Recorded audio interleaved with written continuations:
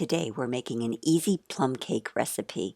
This is a great breakfast cake and it's perfect for after dinner too. We start with fresh plums, about 4 or 5, and just cut them into pieces. And then put them into a bowl and sprinkle with sugar. Add flour, cornmeal, baking soda, baking powder, and salt to a bowl. Mix it together and set aside.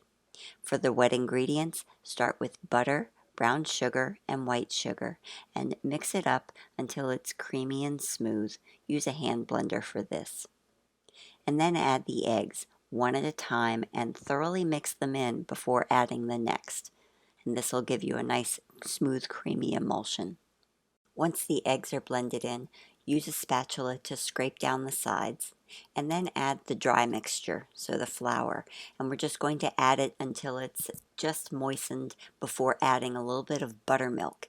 And we're doing this in 2 different additions. So flour, buttermilk, the rest of the flour mixture, and the rest of the buttermilk. Oops, almost forgot. You have to add vanilla, so stir that in too.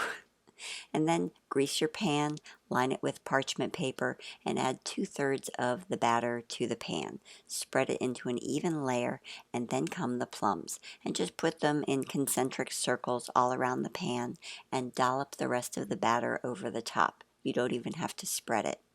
Bake it for 50 minutes and cool it on a rack, and then just use your knife to loosen the cake from the pan and invert it onto a rack. And this is what it looks like.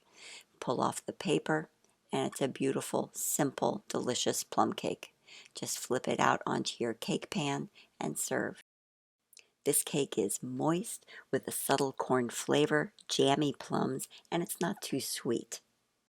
This is great with ice cream or whipped cream. I even drizzle a little caramel sauce on it, but this is a perfect, simple plum cake you're going to love. I hope you enjoy.